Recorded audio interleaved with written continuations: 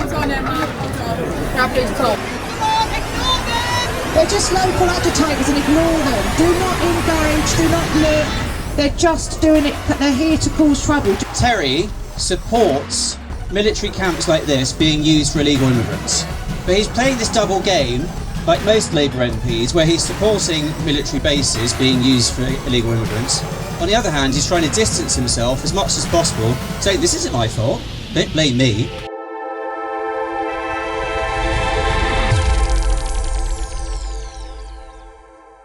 Wow, what a great crowd of about 400 or 500 people, we reckon. If the Home Office do not care what the locals think, then it's time we stop caring what they think. Send them back! Absolutely, send them back. Now, we've seen as well over the few days, we've had Zach here on his caravan. Absolutely fantastic. Yeah. We've had, I saw last night there was 2 to 3 people camping there as well. You guys are brilliant. Give yourselves a round of applause. That's fantastic, man. I can feel it, the dedication, the commitment, it's here. You can win. You can absolutely win. If we're here every single day and they're spending £20,000 to protest, eventually they're going to go, this is too expensive, let's shut the whole thing down and let's not have them here. So give yourselves a round of applause and let's bring on the organiser for today, Leah. Thank you.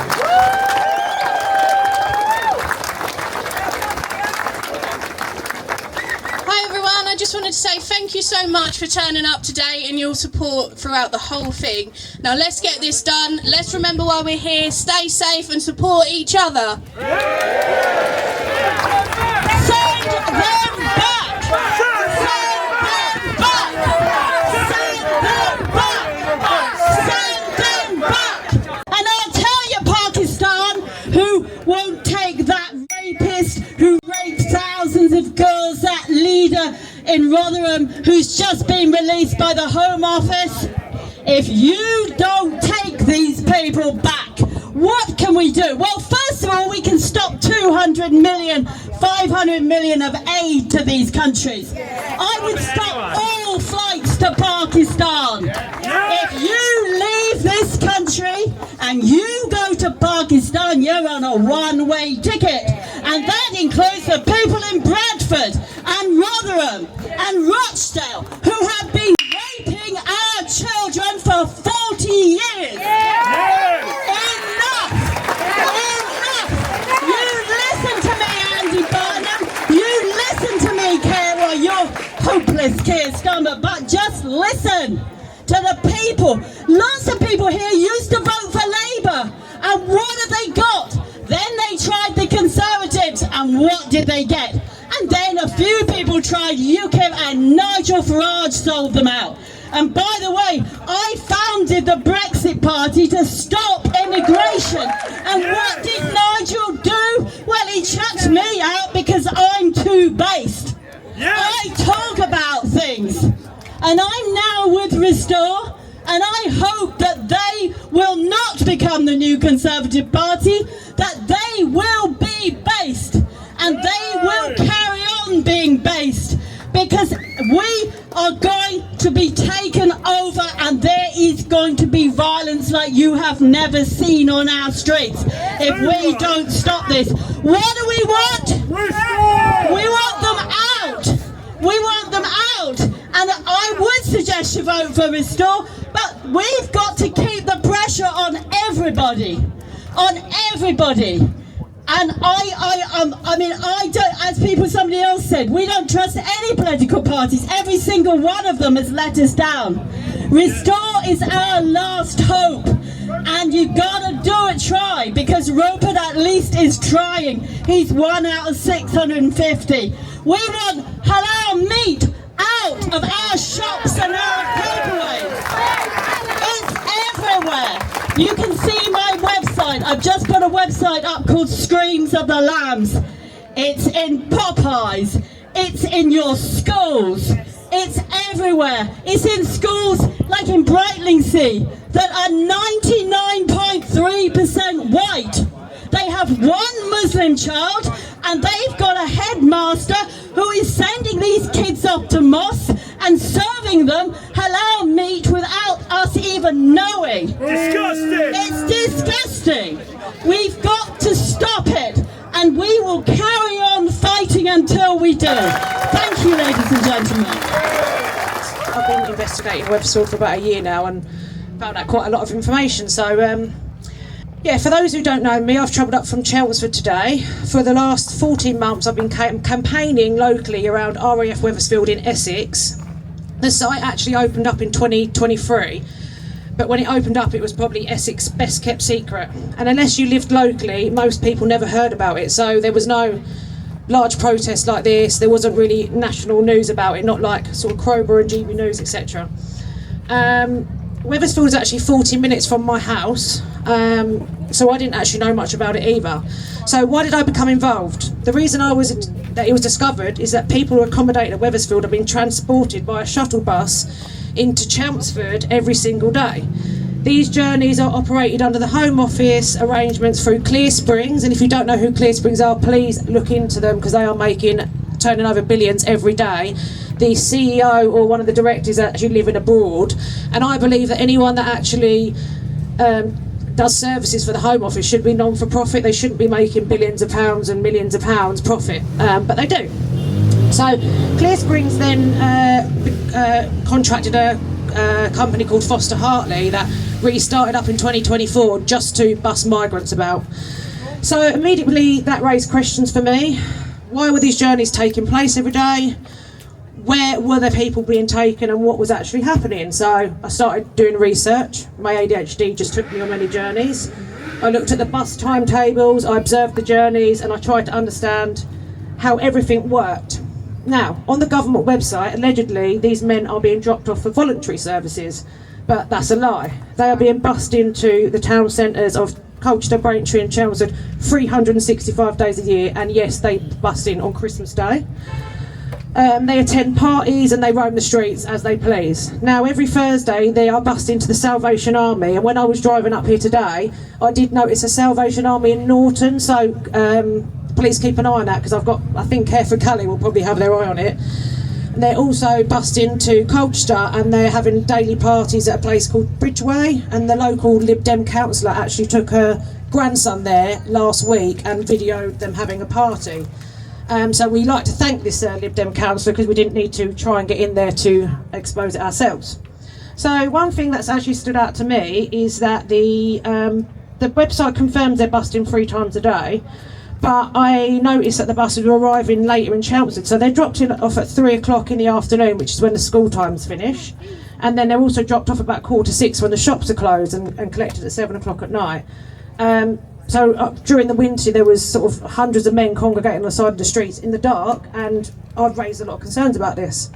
The Wethersfield site originally accommodated 700 men. The capacity is now increased to 1,200, and this could go up to 1,700. Now, like this area, Wethersfield only has about 1,000 residents, so it's quite a small area. As campaigners, we spent a lot of time around Wethersfield. One of the issues highlighted has been around the littering of the surrounding areas, so we arrange a lot of litter picking, and the conditions of the areas are absolutely awful, mainly picking up alcohol, Red Bull, Top Gun cigarettes and human defecation.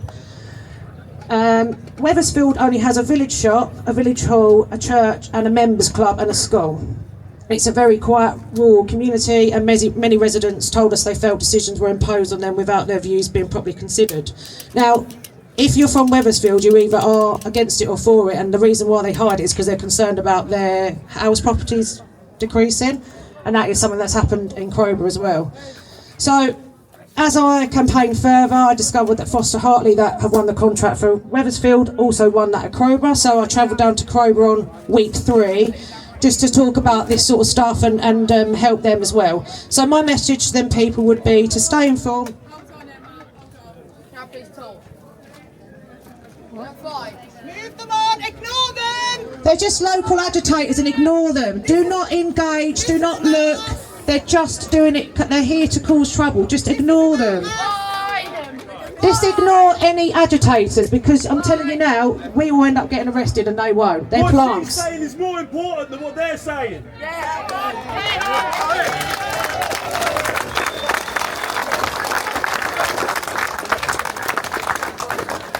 I've spoken in many council meetings, I've met with the police, my MP doesn't respond to me anymore, she's blocked me on social media.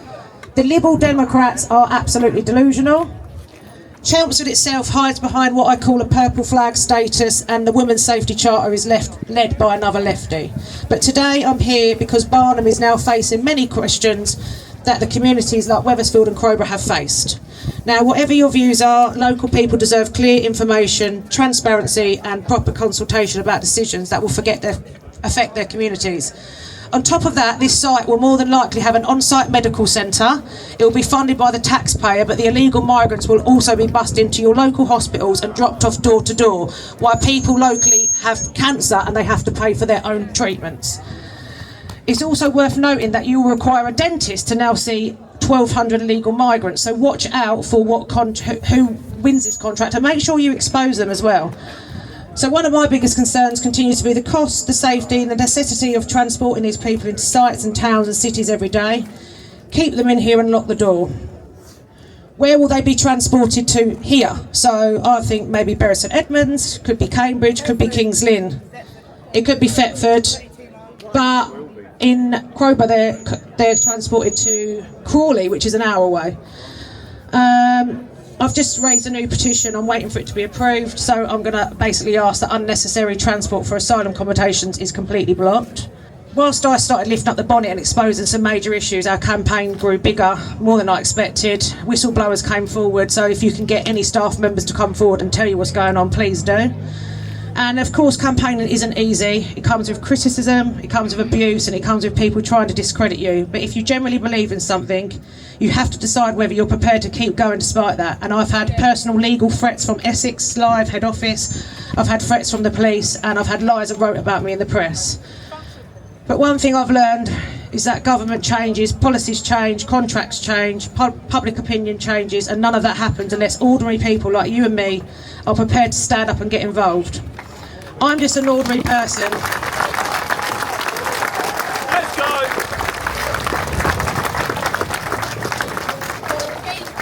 I'm just an ordinary person that doesn't agree with what the governments are doing. I don't agree that these men are refugees.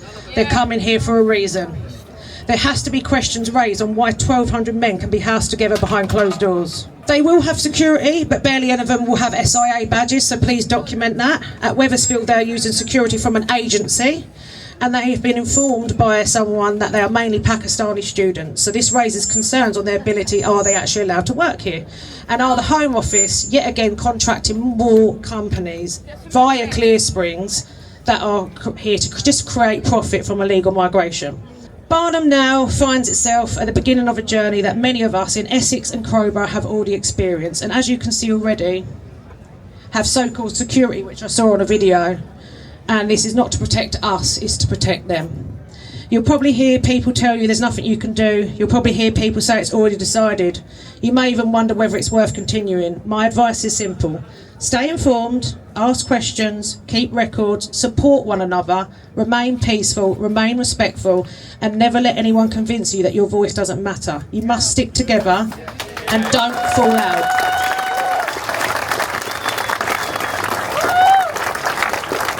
Never give up. Communities are strongest when neighbours stand together, even if they don't agree on the issues.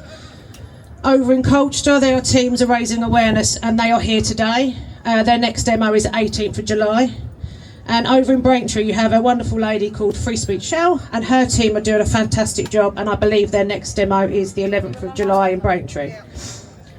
We've started up a weekly one in Chelmsford now due to the capacity increasing of Wethersfield, because the likelihood is that we'll have more and more illegal migrants being dropped into Chelmsford. So Saturday morning we had 4 bus loads, they hold 16, so that's around 60 illegal migrants just wandering the streets, and then they come 3 times a day. So week in, week out, we know that there's criminal activity happening. In January we had a NHS staff sexually assaulted in my local hospital. The guy is now claiming asylum.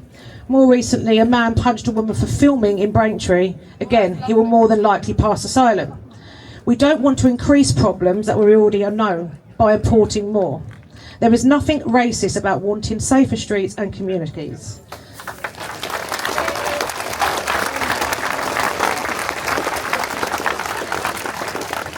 Okay, there's so much that goes on behind the doors of, you know, arranging these. There's just, you don't just turn up on the day. You have to speak to police. You have to, you know, all the wardens, etc., the marshals. So just, you know, thank you everyone for it's arranged today as well. And whatever happens next, just keep supporting each other, keep asking questions, keep engaging peacefully, and yeah, thank you so much for listening. I'm Scott Hussey. I'm a local Reform councillor for Norfolk County Council. I'm from here. I was born in Bury. I live in Thetford.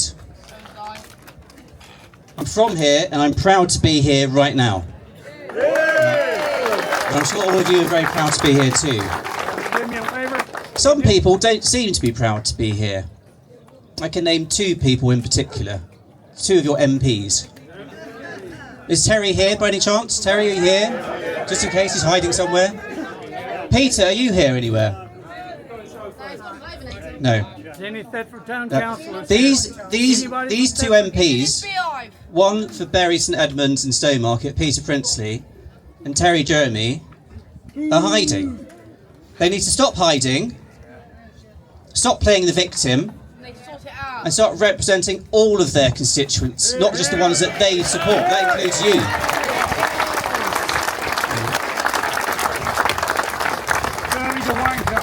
To be clear, Terry supports military camps like this being used for illegal immigrants. Yeah. But he's playing this double game, like most Labour MPs, where he's supporting military bases being used for illegal immigrants. On the other hand, he's trying to distance himself as much as possible, saying, this isn't my fault, don't blame me. Saying that these camps aren't suitable for particular reasons. He's not set out why he thinks certain camps are unsuitable. Which other camps does he think are suitable? He hasn't explained this. He didn't even turn up to a town council meeting a few days ago. I was stuck outside. I couldn't even get in, like about 150 other people stuck outside. Town council was totally ill-prepared for so many people to turn up. Surely they would have known what a big issue this is. Not great democracy in action, is it? No.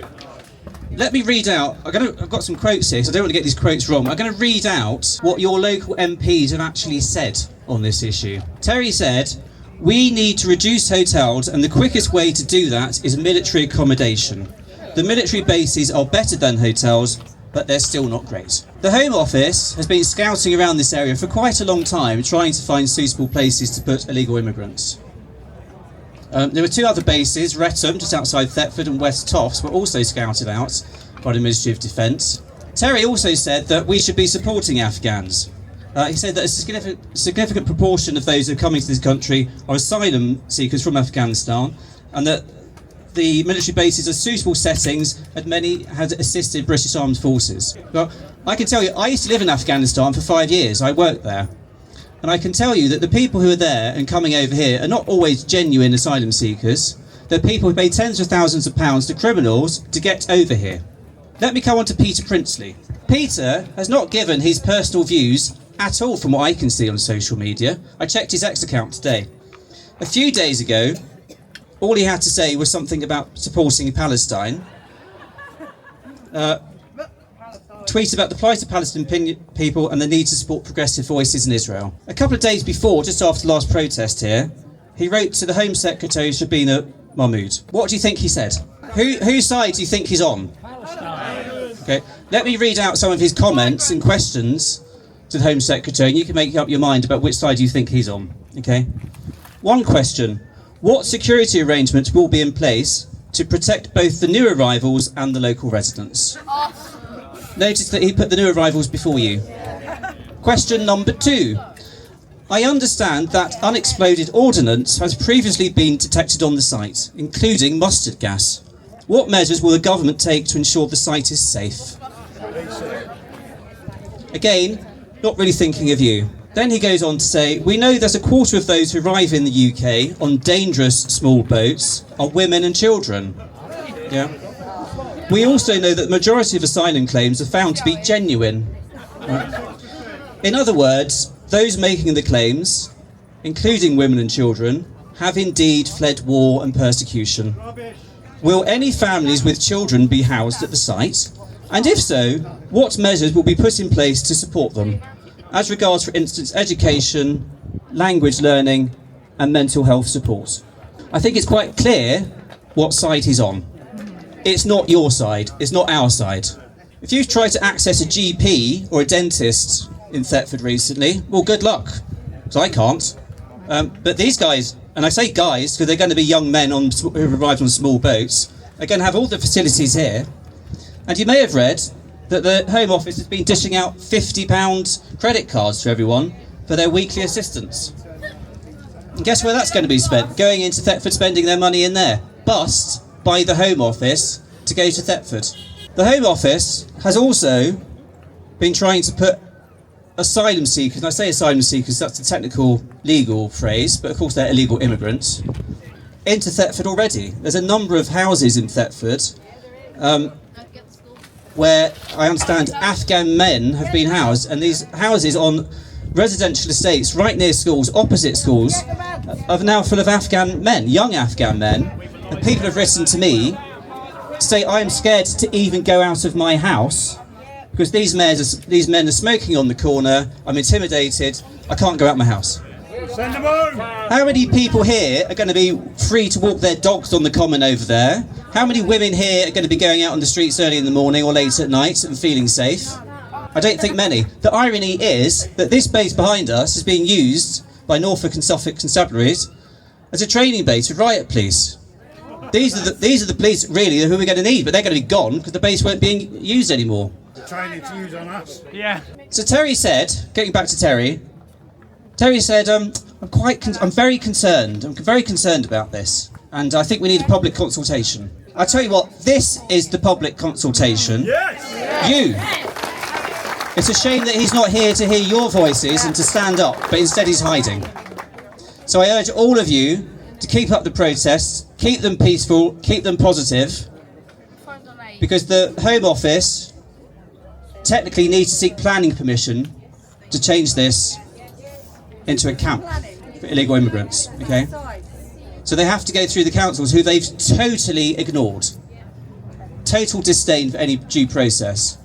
And in other parts of the country, they've used emergency powers to do what the hell they want, okay? It's not good enough. So keep up the protest, keep it going, and together we'll stop this. Thank you very much. So, my name is Mark Button. I'm the Police and Crimes Commissioner for Norfolk, representing candidate, representing Restore Britain. And, so you as the local people are rightfully concerned. The movement of individuals of unknown background next to a vulnerable population is totally wrong. Restore Britain and myself will oppose this as strongly as possible. But it doesn't have to happen. If it does happen, and if I am the Police and Crimes Commissioner, I will substantially increase policing of this area and insist that the Home Office pay for it. The hard-working Norfolk families should not be paying for national policies that we don't agree with.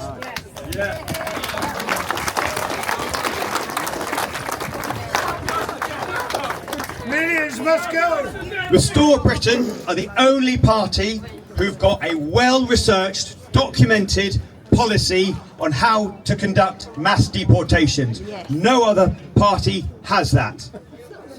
Vote for Restore Britain. Yeah. I've got a number of major policies. However, I just want to quickly go through the three main ones.